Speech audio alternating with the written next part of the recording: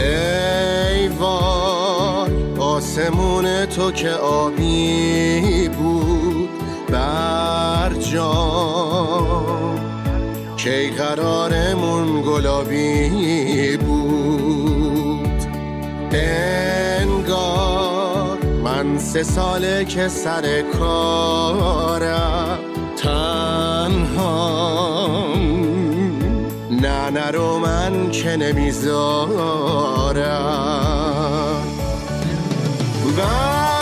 برجام آرزوهای منو بردی، اول خوب بودی اما بد آوردی.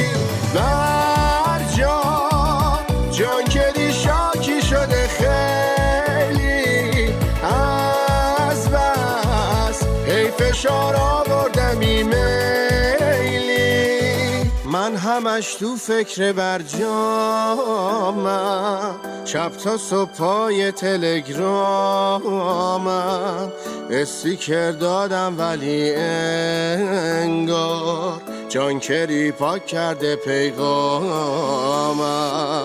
حیف اون را رفتنم با تو، ما توافق کردیم اما تو پاره کردی روح برجامو با همین تمدید داماتو. ای وای آسمون تو که آبی بود برجام، کی قرارمون گلابی بود.